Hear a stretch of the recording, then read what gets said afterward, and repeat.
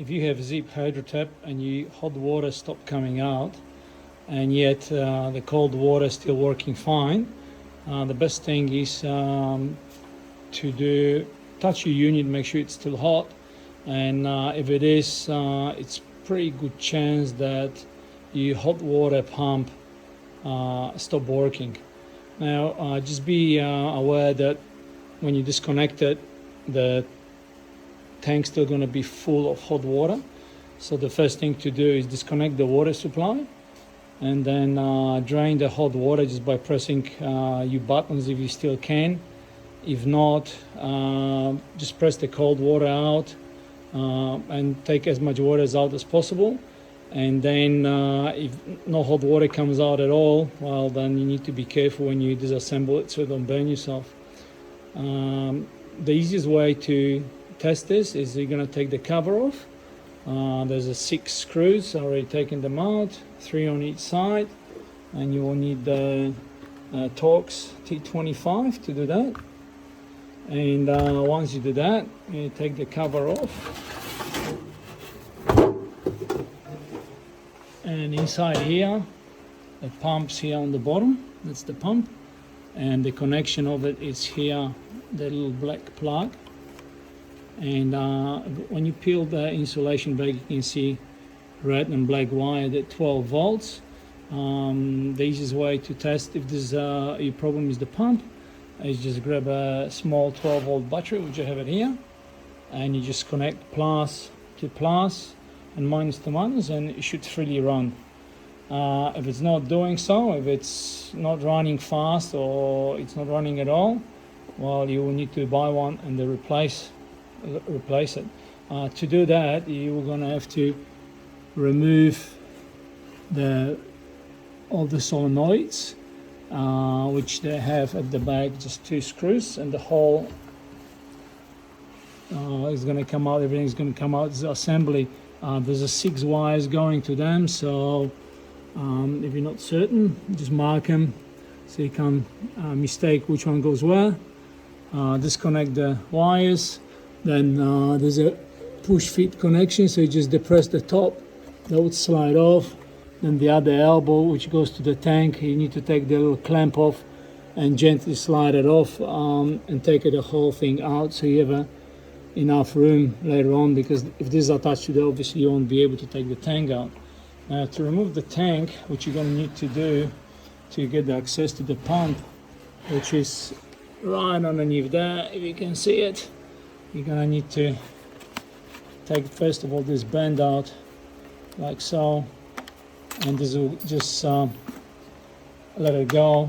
Then you'll be able, after disconnect that, you'll be able to gently lift up everything as an assembly and then swing it out to the side. I'll do this on the little board because it's easy to spin around. And once you have this out, you're going to have to loosen up the next band as well, which the lock is behind, and then disconnect the pipe underneath it. Once you do this, then you just replace the water pump. All these things is going to just slide out, which is the easiest way. Don't disconnect anything, just slide this all out, and this comes out with it. Then it's easier to disconnect. Now after I already replaced the pump on mine, and I plugged in the unit and still wasn't working. The trouble was, if you can see it, there's a capacitor here. There's one there when I'm pointing to. It's 1500 microfarads by 10 volts, and that was blown. I already replaced that. That's the old one. You can see, oh sorry, that's not this one.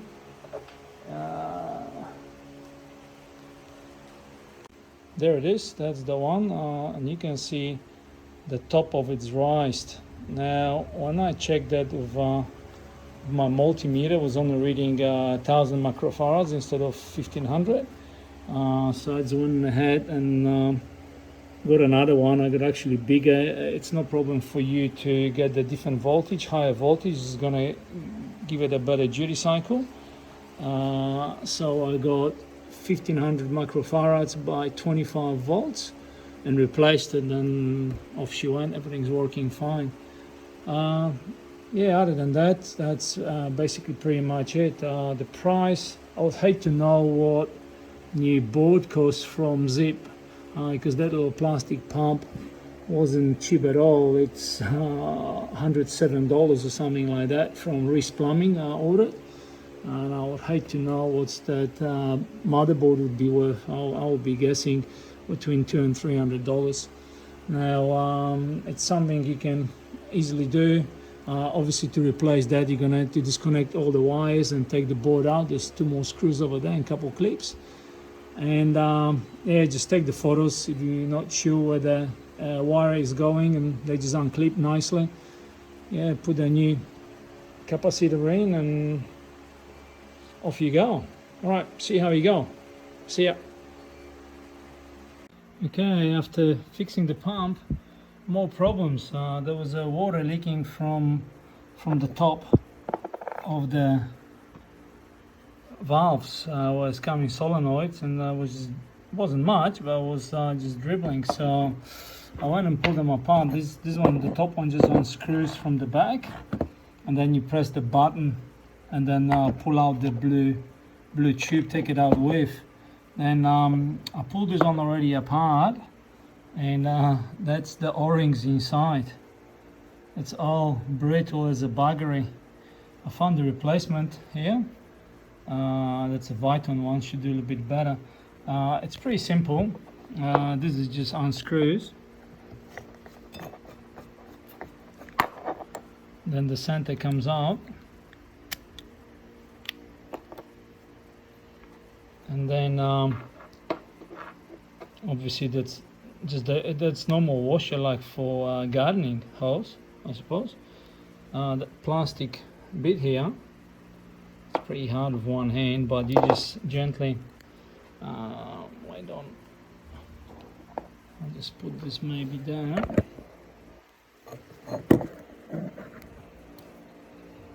Try to support it with this, hopefully it will stay.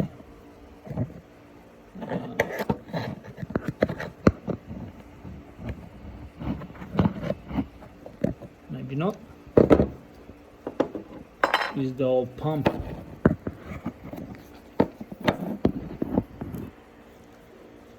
And all you do, you just gently grab this plastic, and it just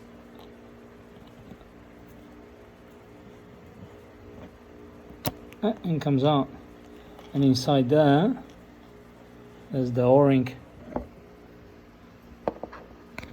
inside the hole. That's where the tube goes. It was this broken O-ring. I just took it out. Okay, I'm gonna replace with the new ones.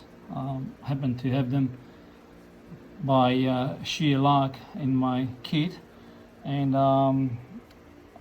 they just go inside. I'm going to put a little bit of petroleum jelly, so because you're going to need to squeeze them to put them inside, and just pop in the plastic sleeve bag in, and then take another video when it's done. Okay, so I got the O-ring lubricant, which is like petroleum jelly. Just put on the O-ring. This one's a Viton one, once again. It should last a bit longer than just slipping inside.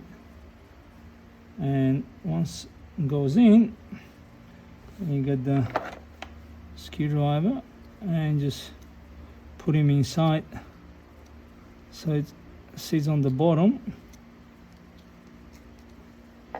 like this. Then you just get that retainer and just pop him back in, and that's it. And that's just to test it. Yeah, perfect. Hopefully that's not gonna leak. And yeah, just to release it, you just press the sleeve down and take the tube out like so. Easy peasy. All right, now I'm gonna clean this, because you can see this was obviously leaking for a while. So it's gonna take the oxide off with a little bit of emery paper, and do exactly the same thing. We'll probably, this one's not too bad, nice and soft still. So I'm just gonna put a little bit of lubricant and That just goes here. This is the top valve, which comes up to the top, and I can actually assemble this one, and that just screws in like a normal gardening hose. So thank God for that. And just as well that these valves pull apart to replace the o-ring. Normally you can do this, so maybe that's a good design for change. All right, and this is for now that, and I will just, once I do this, I'll assemble it and do another short video when this is all back together, or when I'm actually assembling two things together. Okay, thanks for now.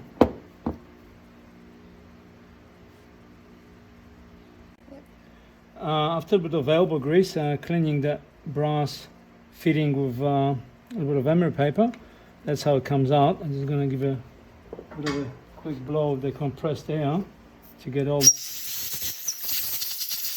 rubbish out.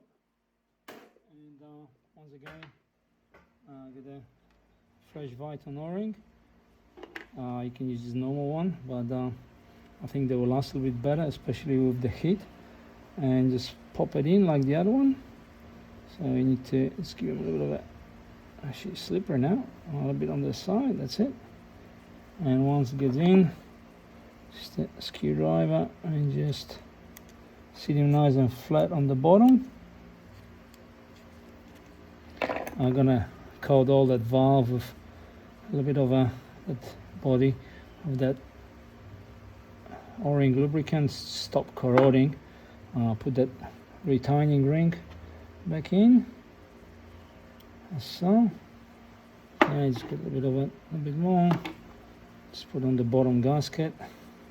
I'm gonna spin it around, put it back in its original fitting. It's a bit dirty there. Just give it a bit of that corrosion from the brass and water.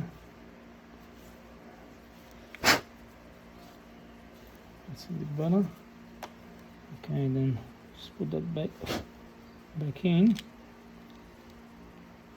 and screw it back on to the valve, to the solenoid. It's gonna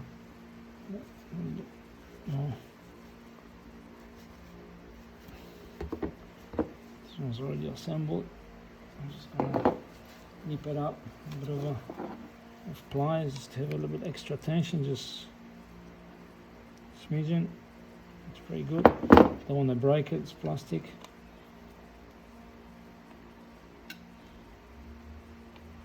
Fantastic. A little bit of that. Just literally, smidge, doesn't matter, it's good with water.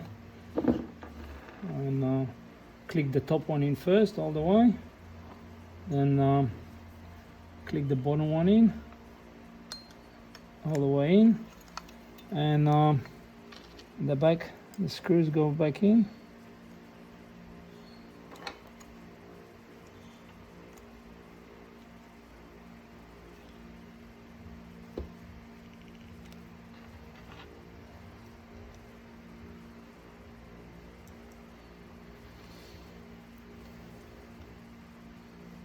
And this is that. Now that goes back in here. If you just walk around the other side. Now the easiest way of doing it, I just pop that elbow back in first, because it's silicone, so it's pretty flexible. And just get this right in.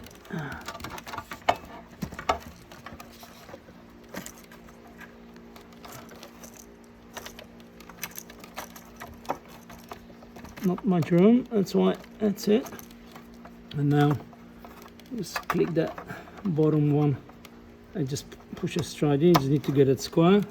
That's it. Once in here, you just need to gently put it back in where it goes, like this, and get the screws and bolt it up.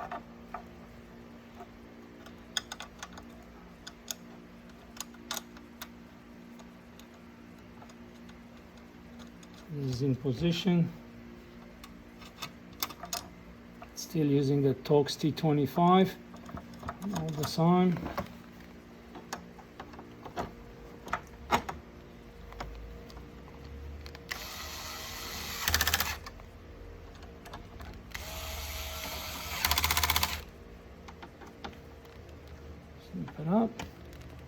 And now I need to get the pliers and slip on that clamp on the bottom one. So you still have to take this all off when you're replacing the pump, because that what the elbow is, that's a part of a tank.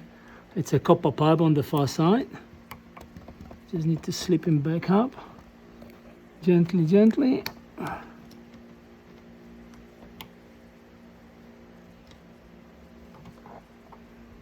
little bit too high.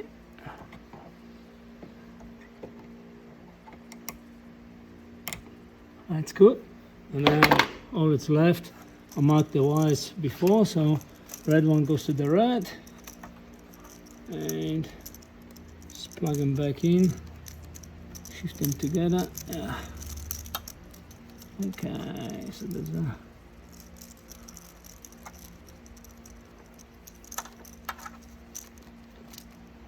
support on the top, so when you press it you don't break it. That's it.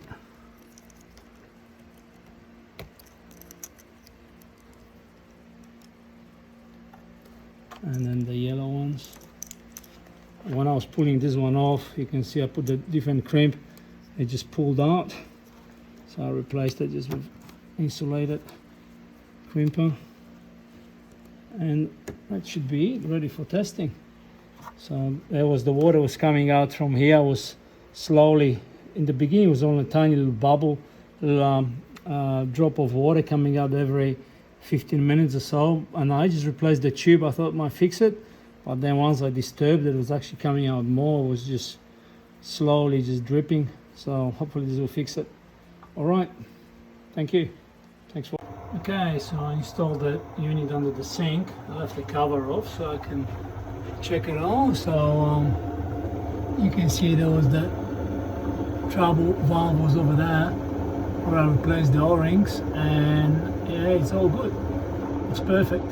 Not leaking, nice and clean. There's a little green light glowing over there, just flashing, letting you know that everything's working fine. The water is just about to finish boiling. I'm gonna leave it like this for till tomorrow and make sure there's no other surprises, because that's I already had this unit out 3 or 4 times, because one thing after the other. But I would hate to know how much it would cost to get a technician at all day charging.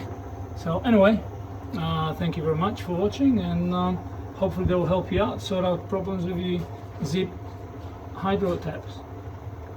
Bye.